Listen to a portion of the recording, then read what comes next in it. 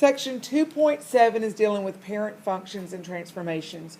We've already talked a lot about parent functions. You know, the parent function is the graph that goes right through the origin. In this example, y equals absolute value of x plus 2. The parent function is y equals absolute value of x. Okay, this is the parent function of absolute value of x. Anytime you're adding or subtracting something to the absolute value, that either shifts it up or down. So it's a plus 2, so the graph goes up 2. It stays the same shape, but we just raise it up. So the vertex is now 0, 2. If we were trying to graph this line without the parent function, a v is two rays that are at that point, correct? So the line of each one, you look at the number in front of x, and that's a 1, and that's kind of, your slope is 1 over 1.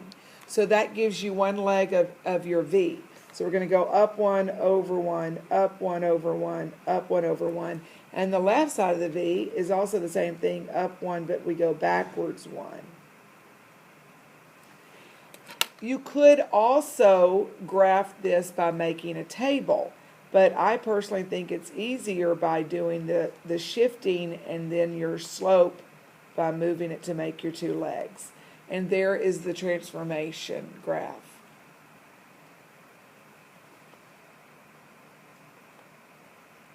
Example 2b, describe the translation of y equals absolute value of x plus 3. Then graph the function. Now remember, when it is inside the absolute value with the x, it is a shifting either to the right or to the left.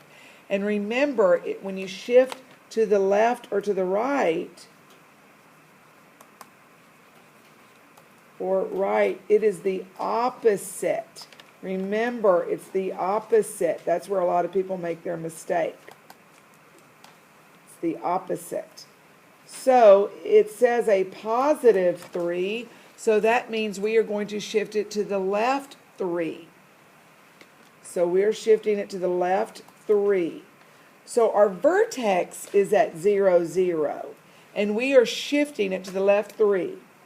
So here's our vertex, and now we shifted it. Now, how do we make the rest, the two legs of our absolute value? What is in front of this x? The slope is 1 over 1. So we go up 1 over 1, up 1 over 1, up 1 over 1, or up and backwards to get the other leg of your v.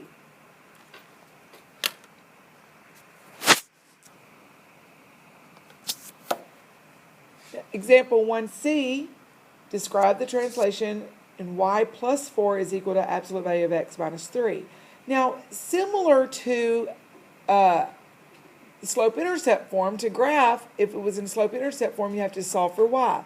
This is the same thing. You have to solve for y. We have to get it equal to y. So what are we going to do with that 4?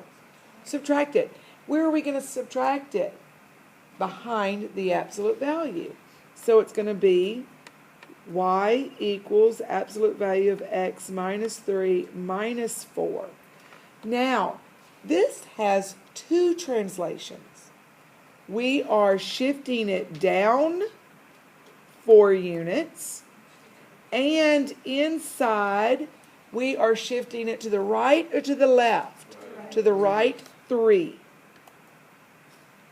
So remember, the parent function would be at the origin. So from the origin we go down, we shift it down 4 and to the right 3. It really doesn't matter which order you go.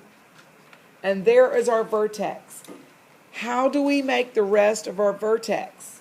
What is in front of x? 1. So my slope is 1 over 1. So we're going to go up 1 over 1, up 1 over 1, or up and backwards. And there is our absolute value symbol. Describe the reflection in y equals negative x squared. And again, we've already talked about reflections. The reflection is, with that negative, flips it down. It's a flip down. Now, is there anything else with that equation? No. Here's the parent graph. The graph in red is your parent graph. And that negative says we just flip it down. It stays the exact same shape. So what you could very easily do is that this point right here, the 1, it just flips down over the x-axis. So this point gets flipped down here. This point gets flipped down here. This point gets flipped down 1, 2, 3, 4. This point gets down 1, 2, 3, 4. And so here is the reflection. If I folded this paper right at the x-axis, the parent graph would land right on top of the reflection.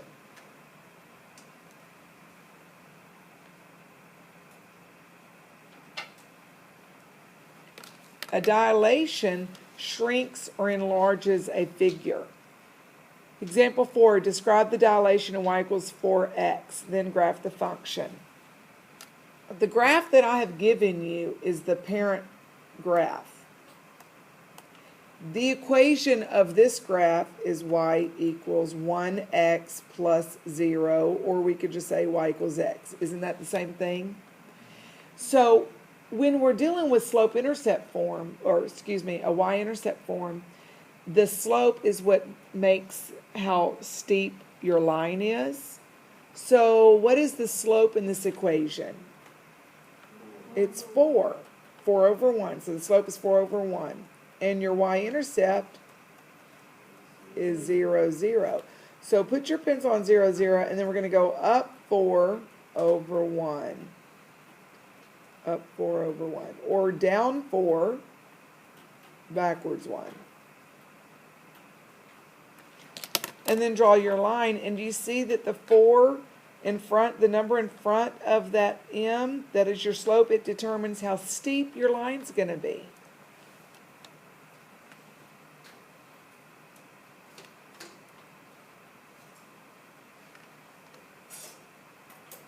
Don't forget to label your x and y axis too. Example 4b, describe the dilation of y equals 2x squared. Now, when we have a dilation, meaning the number in front of the x squared, that determines how steep it is. When we had the absolute value, it was really easy. However, when you have a quadratic, it's a curve. It's not a straight line. So we have no choice but to make a table. We have to make a table for this. So let's make a table. I'm going to pick -2, -1, 0, 1, 2. You could pick multiple other numbers. You could pick -3, +3. You could pick -4, +4. It doesn't matter what value you pick for x. I just happen to pick, I always pick a couple negatives, 0, and a couple positives. Okay, so when we go to plug in -2, that's 2 times -2 squared is a +4. 4 times 2 is 8. When we go to plug in -1, that's 2 times -1 squared is +1, and 2 times 1 is 2. Finish this table, please. Now, plot this point. Plot these points. Make sure you label your x and y axis. Plot -2, 8, -1, 2,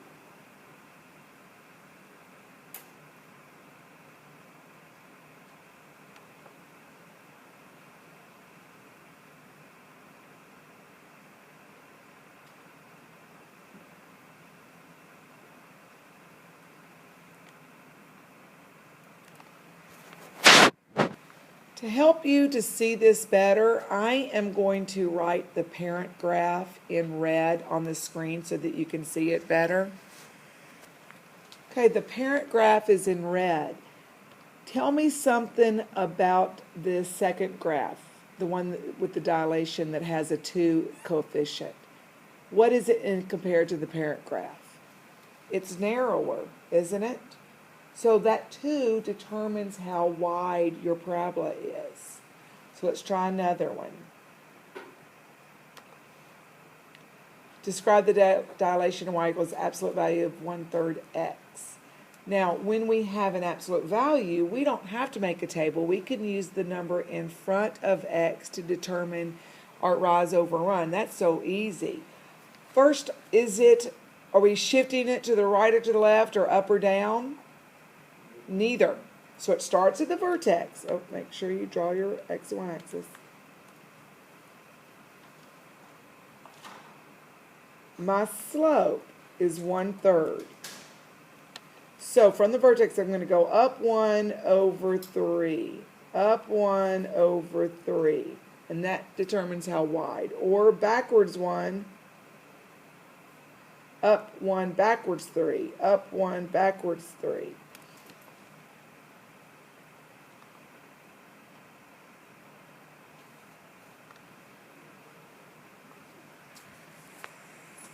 This graph is obviously much wider than the parent graph, right? The parent graph, let me do it in red. Okay, so you can see the graph in red is the parent graph, and the graph in black is the dilation. So you can tell that the fraction, the 1/3, made this graph a really, really wide graph. And that's the same, it goes the same with a parabola and an absolute value. So let's go back and look at the quadratic. The 2 made it really, really narrow. The fraction made it really, really wide. So the smaller the number in front of your variable, the wider.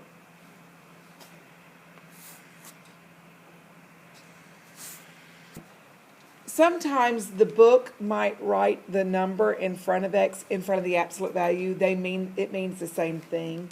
It could be written 1/3 absolute value of x. That is the same thing as the 1/3 in front of the x.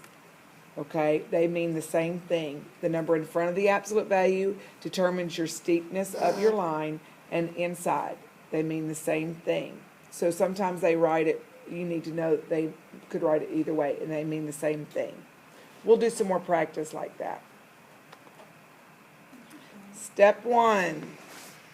Practice number 1, identify the type of transformation, whether it's a translation, reflection, or a dilation.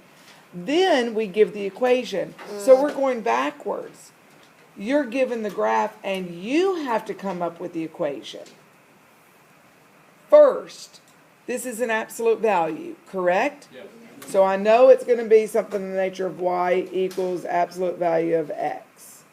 Now, I shifted it shifted, so it's a translation, and it went to the right 2 places. So remember, that's when you're shifting it, it's the what? Opposite. So it's absolute value of x minus 2. Did it go up or down? No. So I don't add anything to the back, but it's a dilation too. So put your pencil on the vertex, and let's just let's find the slope of one part. We had to go up 1/3. Let's do it again. Up 1/3. So my slope is 1/3. That 1/3 you can put with the x inside the absolute value. And then don't forget, the equation is f of x equals. Or you can put it outside. They mean the same thing. You need to be able to understand that they mean the same thing. And I don't care which way you write it. They go back and forth in the book. So you need to know that means the same thing. Okay, you try to do number 2. Identify the type of transformation and give the equation. Now, this was a translation twice, wasn't it? We shifted it. It was a shift to the right 3 and up 2. So inside it's going to be, we go to the right 3, so inside the absolute value it'll be x minus 3, and then we shifted it up 2, so it'll be plus 2. Now, is it a dilation? Let's see. The vertex, we had to go up 1 over 1, up 1 over 1, up 1 over 1. So when it's 1, it's not a dilation. So it was not a dilation. It was just a translation. So to finish our equation, don't forget it's f of x is equal to. And that is the equation. Let's try another one. Try this one. Okay, it was a translation and a dilation. It shifted 1, 2, 3, 4. So it shifted to the left 4 and down 1, 2, 3, 4, 5. Down 5. And it was a dilation. Let's look. What was a dilation? Up 1, 2 over 1, up 2 over 1, up 2 over 1. So it was a dilation of 2 over 1. The slope is 2 over 1, which is the same thing as a dilation. So it's f of x is equal to absolute value of 2x. Now it's a left 3, so what do we, left 4, so what do we write? Plus 4, very good. Close the absolute value and minus 5. Now, could you have written the 2 outside the absolute value? Yes. Either one would work. How'd y'all do? Okay, section 2.8 is graphing linear and absolute value inequalities. We're going to graph lines just like it was in slope-intercept form. However, if there is a greater than symbol or a less than symbol, we will use a dotted line when we go to graph our line. If it's a greater than or equal to or a less than or equal to, and in other words, if there's an equal sign, we are going to use a solid line. Y'all need to write this down. Then we'll talk about shading in a minute. So let's put this equation in slope-intercept form. We're going to subtract x on both sides. So that's 4y is greater than negative x plus 2. Divide by 4.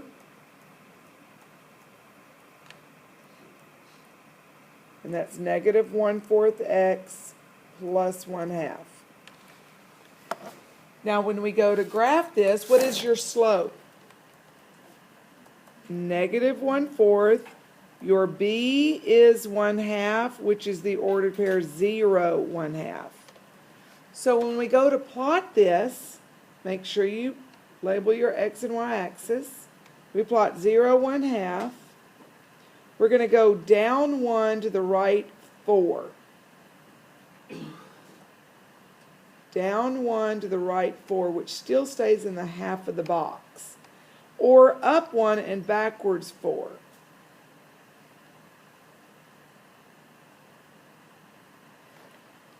Is this graph, we look at this right here, is it a solid or a dotted line? Dotted line.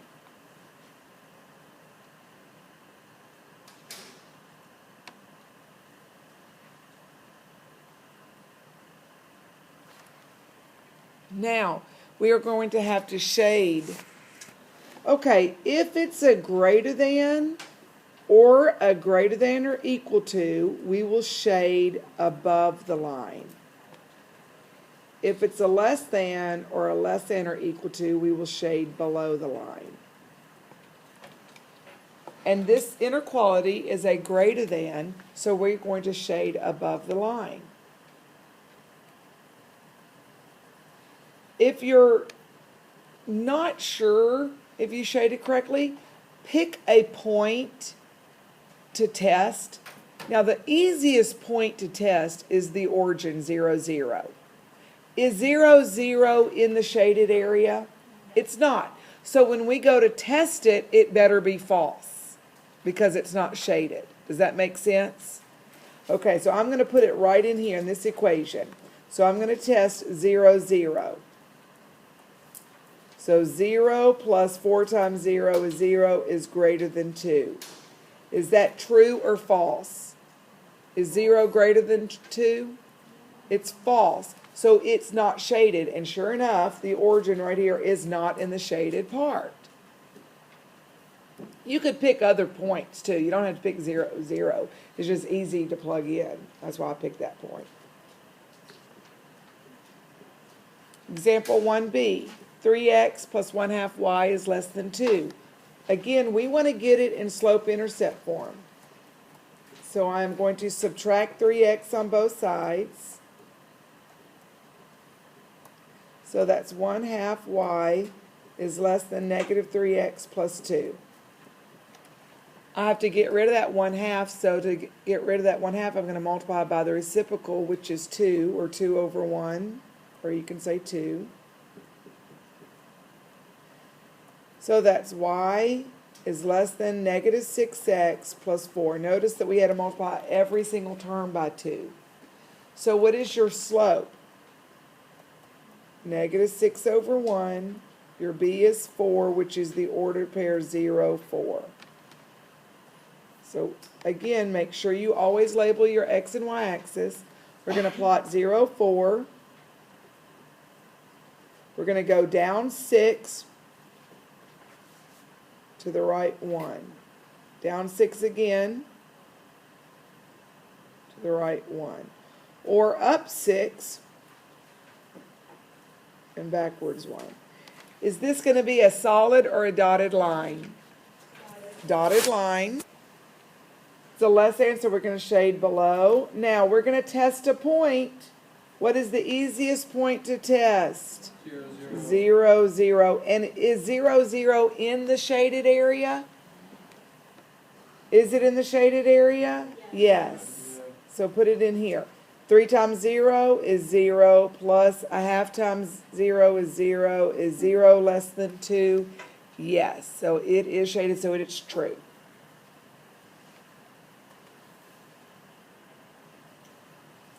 Example 3a, what do I have to do with this equation? I have to subtract the 4, so it's y is less than or equal to absolute value of x minus 4. Okay, this is a v, an absolute value. It's going to be a v, and I'm going to be shifting it up, down, left, right. Down 4. So label your x and y axis. Is it a dilation? No.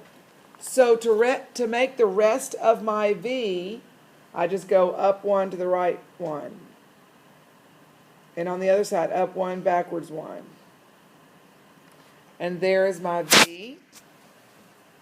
Now I've got to figure out where am I going to shade. And by the way, it's a solid line because it's a greater than or equal to, so it's a solid line. And I'm going to shade, the greater than says I'm going to shade above. Well, when it's a V, it's either inside the V or outside the V. Above kind of means inside. So I'm going to shade inside the V, which is above. And again, I am going to test the point 0, 0. I'm going to plug it in here. So 0 plus 4 is greater than or equal to the absolute value of 0. So that's 4 is greater than or equal to 0. Is that a true statement? Yes. So the shaded part is correct.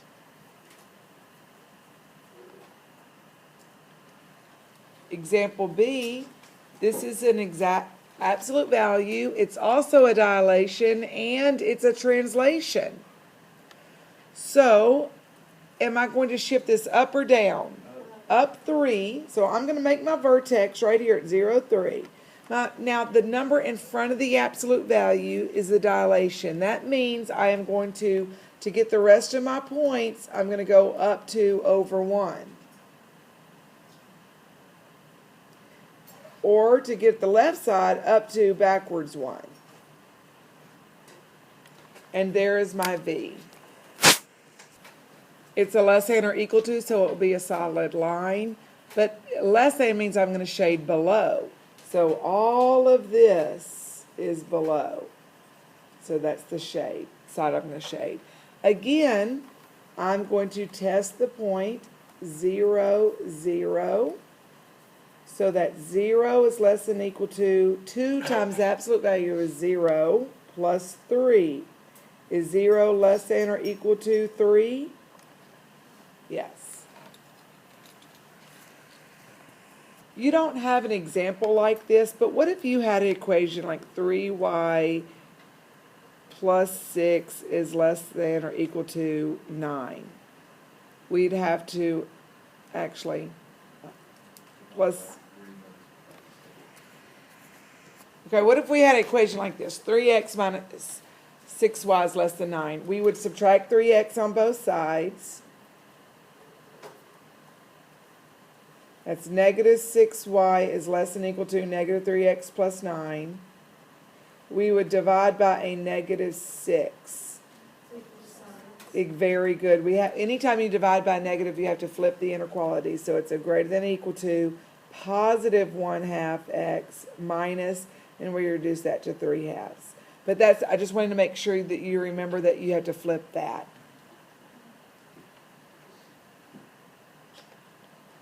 Example 2 with the word problem. So go ahead, take a minute and read this word problem to yourself.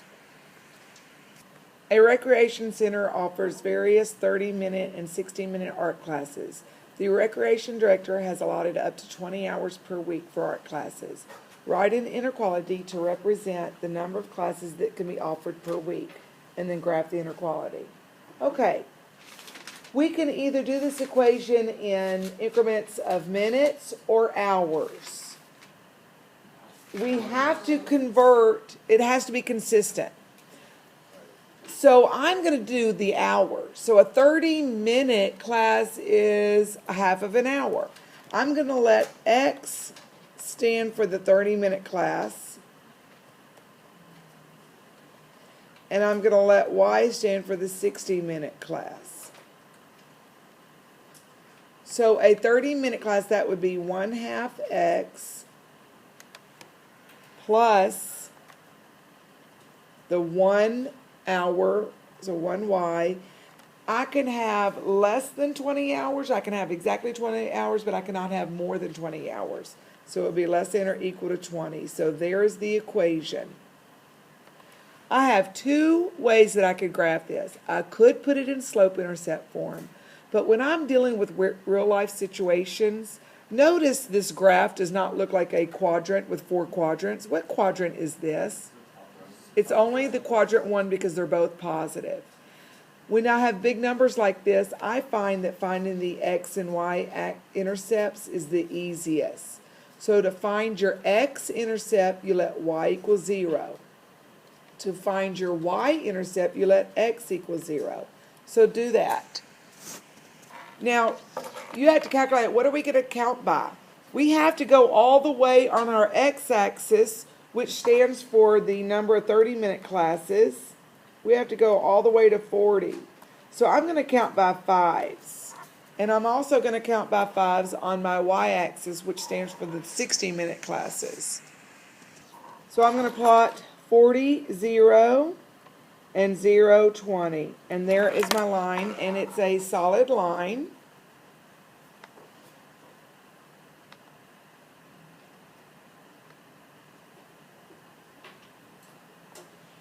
And where am I going to shade below it? So I could have multiple versions of different times of art classes to get my 20 hours in.